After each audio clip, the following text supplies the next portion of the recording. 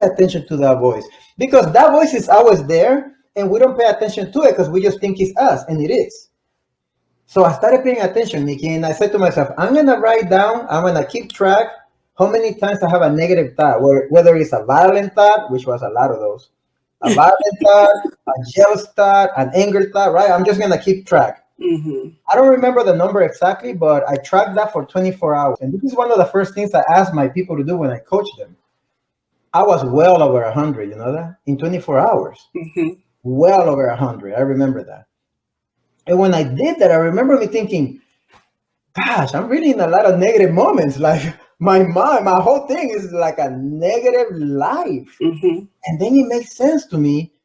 If I'm thinking negatively all the time, then no wonder that there's always negative things happening to me or with me. Yes. And so become self-aware, number two, right? Start paying attention to that inner voice that you have back there. And if you do not agree with what it says, then start making a decision to rewire what voice says. And that's what affirmations are for. Look, let me show you something. You see this? Yes. Look. I am relentless. I am powerful. I am healthy. Yes. I am outgoing. I am at peace. I am creative.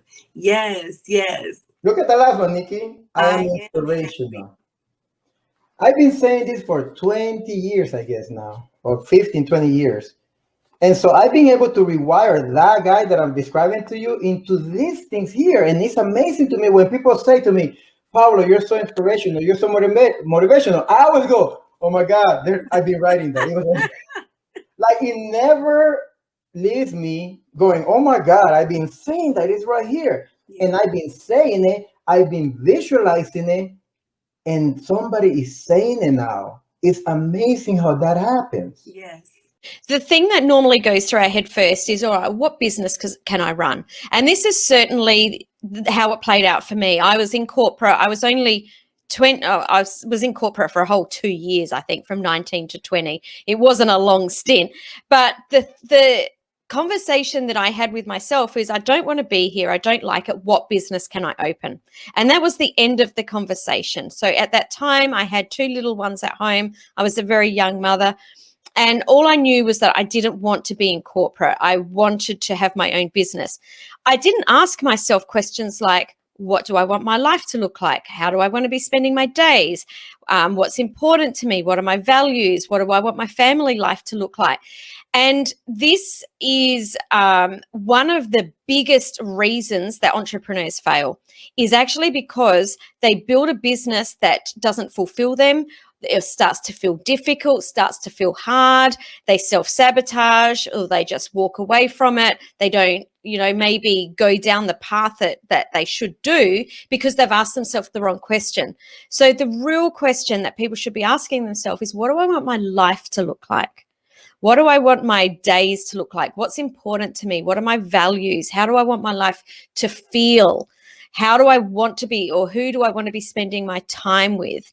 How much money do I want to be living the life that I want? Because maybe the business that you choose financially can't sustain the lifestyle that you want.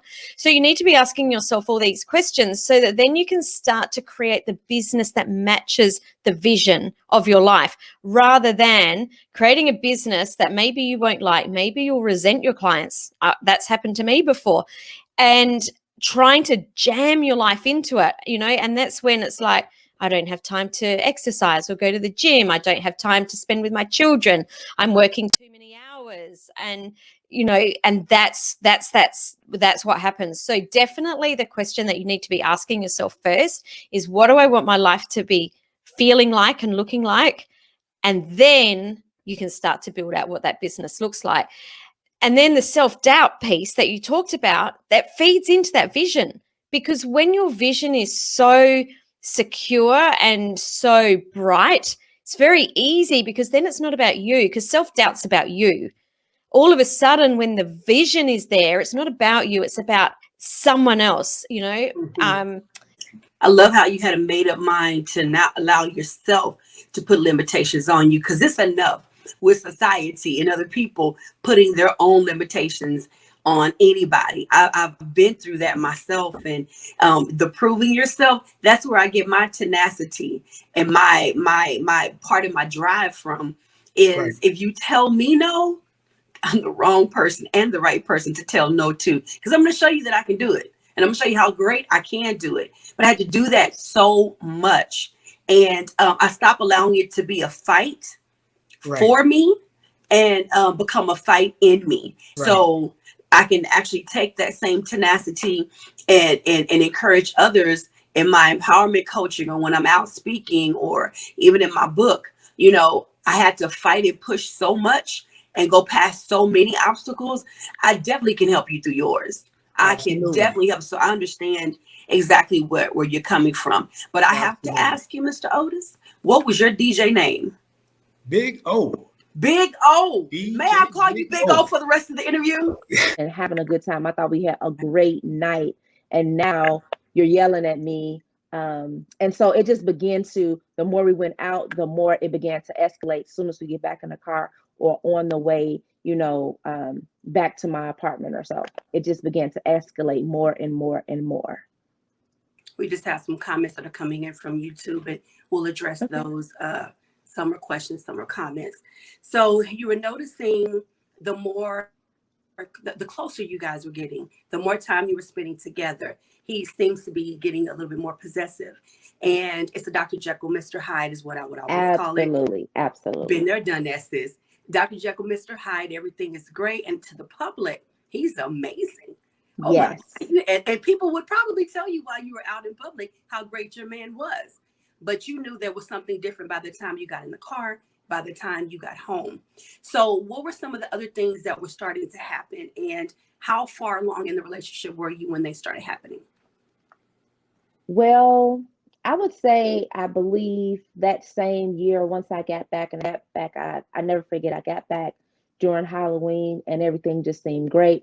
But by the time November, December came, I realized, hey, you know what? He's a really angry person and I'm not really sure what I'm doing. Maybe I should get out. And so I'm having these reservations. And at the same time, you know, again, that Dr. Jekyll Mr. Hyde, oh, I'm so sorry I did that. I didn't mean to yell at you like that. Right. And I just continued to say, and I continued to allow him to berate me, to belittle me, to put me down. And at the same time, I'm still working in downtown Chicago. I'm still trying to pursue my career, you know, and still trying to go out and let's go out and let's have fun. And so I'm not even realizing that I am actually entering into the battered woman syndrome or the learned helplessness. I am beginning to cater to his needs and I am beginning to lose myself, but I really wasn't seeing that at that particular time. And I just remember that Christmas being just like the worst Christmas ever. And was that the first Christmas you all had together? That was the first Christmas we had together. And I remember Christmas was with my daughter. She just got a lot of gifts and presents. And I remember her having this particular kitchen and stove set. And I remember putting it together. And by the end of Christmas night, he had thrown it against the wall and broke it up in pieces. And so for there, I just was like, oh my God, I hate Christmas. This is terrible. What am I in? What have I gotten myself in? And then in the next minute, oh, I'm so sorry. I'm going to buy her another one. I didn't mean to get that angry. This person made me so angry and I took it out on you. And so it still is that I am in this cycle. I'm caught in this cycle and I'm not realizing I'm caught in this cycle. Yes, you're caught in the cycle. Yeah. Mm-hmm. Yeah. Who are attacking the base that Nick was at. And so there were constantly rocket attacks. There were constantly news articles coming out about people that were dying on his base. Yeah. So, you know, while I was thankful that it wasn't him, you know, it takes a while for the media to get the news and to be able to share, because when somebody dies over there, they have to tell the family first. They don't want them to find out via a media outlet. So my biggest worry was, of course, his safety. You know, like our marriage was so new that I was like, this is so new and fun. And, you know, we're still in the honeymoon phase. And really, we didn't handle married life until he got back, which is a whole nother story. But you know, it was a lot of, so when somebody dies over there, they also cut out all of the communication. It's called a blackout. And so, you know, somebody died because all of a sudden you can't get a hold of your husband. And so you're sending him texts and he's not replying when he But then normally you're left does. wondering, is that my family? Is that my husband, my son? Wow. Yeah. And so you're like, okay, like, should I stay home today and wait by the door just in case somebody calls looking for me? Like, do I go to work? Do I pretend it's normal? And when you're brand new, you're not desensitized to those things. And so when you hear, oh yeah, another rocket attack today, sorry, I didn't get to send you a text this morning. You know, you're sitting there like, man, it doesn't matter if it's 6 inches or 6 miles, like, you're too close to, you know, to death. Like, I mean, really. And so, you know, it was very saddening to me that I was checking media and being like, oh, good, it was a parachuter. Yeah. Like, oh, good, it was that, like, not what my husband does, so I know he's safe. Like, it was, you know, almost like this cruel mental game the whole time. And then in January, after he was already supposed to be home, he was not home yet. This was January of 2020, actually. We had an incident where basically his base was targeted by like 8 different places. Wow. And they were told to throw their stuff out into the hallway. They were told to say their last goodbyes before another blackout. I mean, literally, I was in boxing class and Nick sends me a text. Hey, I'm supposed to tell you my last goodbyes. I don't think I'm going to make it. Wow. And this is how many months into the marriage and his deployment? So we had gotten married in May. He had left the end of June. And so this was like 7 months in. And he was like, he was already supposed to be home and it kept getting pushed back and pushed back, which is another normal thing for military families that I wouldn't know until later. But yeah, so like a couple weeks before I was supposed to see him, he was telling me, we've been targeted. Everything is red. The alarms are going off. I'm probably not coming home. We all, look, I'm an advocate for counseling. I do it twice a month. Look, my hat's off to you, right? That's called investing in yourself for sure. And it takes a lot to do that. It takes a lot to be brave enough to admit it publicly as well, especially in our culture, right? Yes. You know, that's not for us, right? No, not in the Christian world, you know. No, you better get on your when knees, I pray, right? You tell me I can go get me a counselor. So I'm also, I coach and I counsel people, but I need someone to talk to. So I see mine twice a month and I'm not ashamed. Right. Look, and don't be, and I think about like way back, remember when, you know, in Moses, when he was ruling and they were in the desert, in the wilderness, and his father-in-law was like, hey, you can't keep judging between all those people. That's like counseling. If you have an issue with someone and you come before the judge, you come before the leader in your community to talk about it, and you're trying to get counsel for that situation, just because you remove that other party because it's not one-on-one strife doesn't mean that you don't have strife within yourself. That's actually part of being able to come to forgiveness also. Recognizing that I am flawed. It's okay to admit that I'm flawed, but I'm going to put in the work to get better. I forgive myself enough to get better. Absolutely. And above all, it may not even be because of something that you need to heal from that you're doing to yourself. It could be something that you keep doing something, you don't know why you're doing it, why you're doing this detrimental thing, but then going to counseling, you'll find out what that thing is. So if you need it, go get it. No one should tell you that you should not go get counseling. Go do what you need to do for you. Amen. A word right in the middle. Message. Right. Exactly. And now I guess full cycle back to the message. And a better man to society, because I was in a state of depression. I did not love myself. I did things to manipulate people before I was delivered and set free from this. But now that I'm free, I can now tell the world. I have a saying, until you become infected with something, you can never become the cure. So now that I have been infected with it, now I can be a cure to somebody else who lives in silence. Amen. Let's let everybody process on that for a moment. Have us a good Selah. I love how you asked the Lord to take you there so you could take us there. And then after he took you there, you were able to actually go back physically. But since I've read the book and they have not, let's talk about what we are discussing. And we welcome your comments. We welcome your questions down below. Please be interactive with us in joining on the conversation today. And also, please don't forget to share and have a watch party.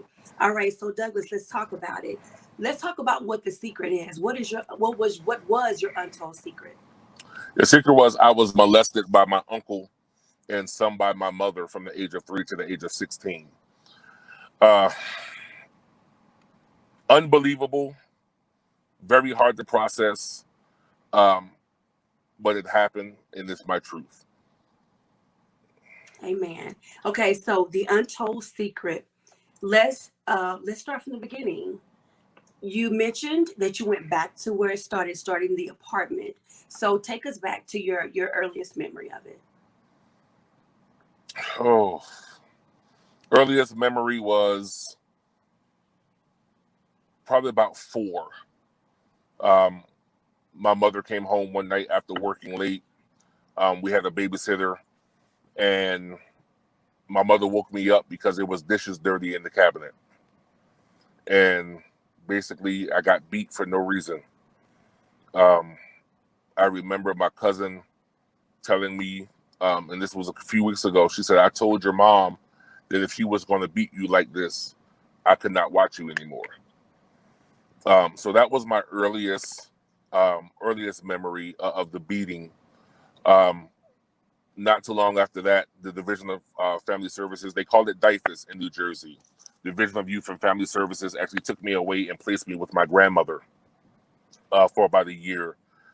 My mother could not see me unless my grandmother supervised the visits. Lo and behold, they made me go back home, and I would run away all the time. Nobody knew why I was running away, but now they know. So I've met with family members while I was back home, and they asked me the question: "You were not a bad kid. You never got in trouble in school." I was angry as a kid. Not being able to really tell what was going on, afraid to tell what was going on. So I would go to school and act out, and I was labeled "quote unquote" a bad child until they found out why I was a bad kid. Right. And that's part of my mission. Telling this story and going to the schools and traveling across the country. Let's look at the warning signs of what's going on in the child's home before we label them as a bad kid. That's it.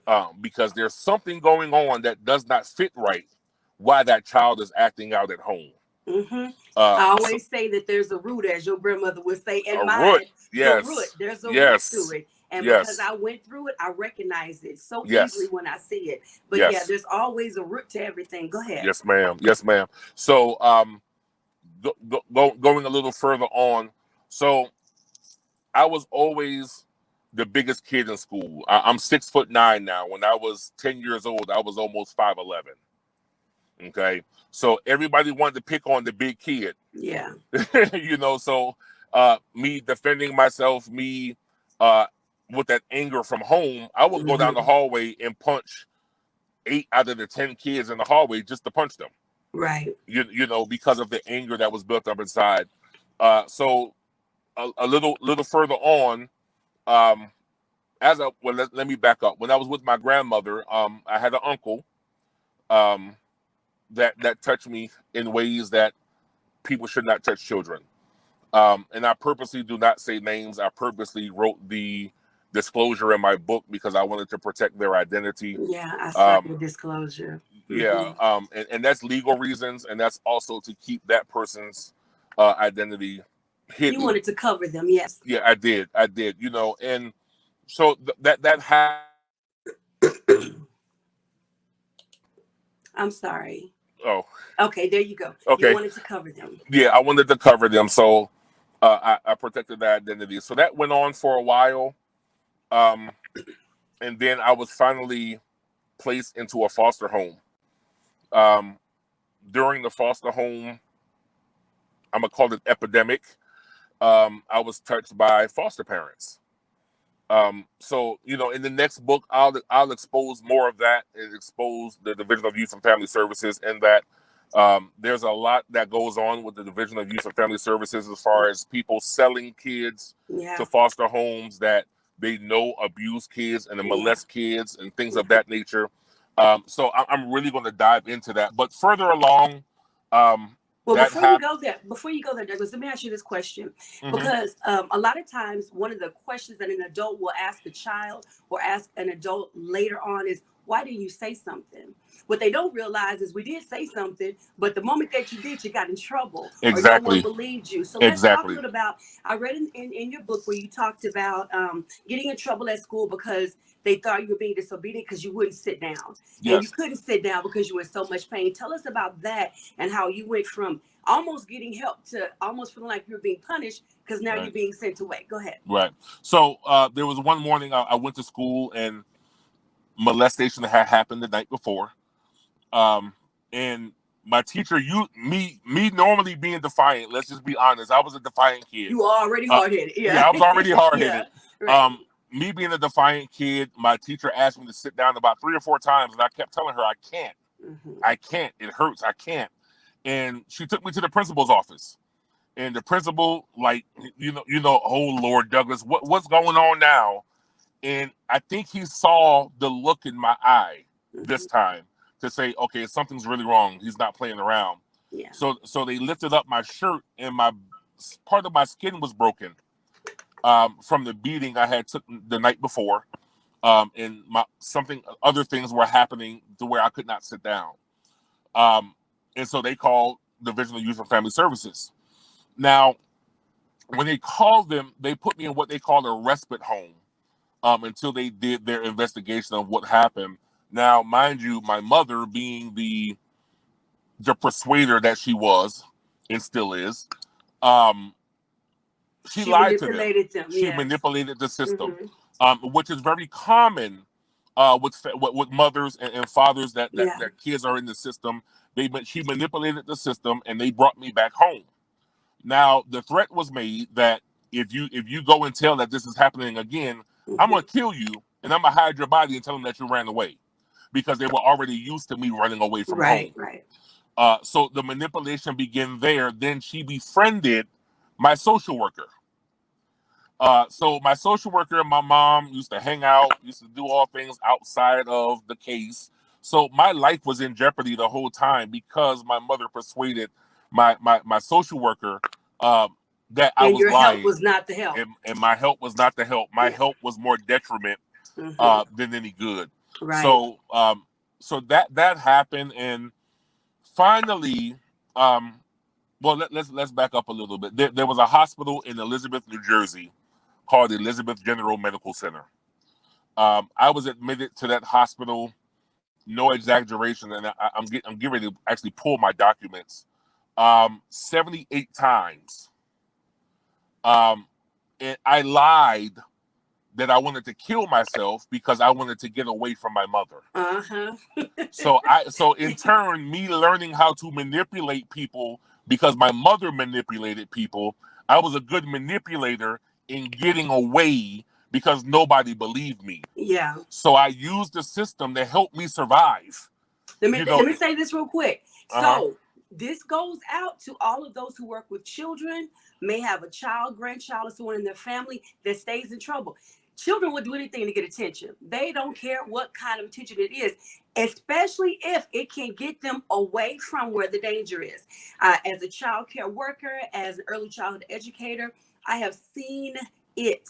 And those children, they will pull somebody's hair just to get in trouble. Because they know if they get in trouble, if my grandma has to come and get me, I don't have to go home with my mama tonight. Exactly. So it's all kind of warning signs that we don't pay attention to, that we label because we don't want to dig. We just call them bad kids. You know, we trouble call them hard-headed children. But go ahead. Yes.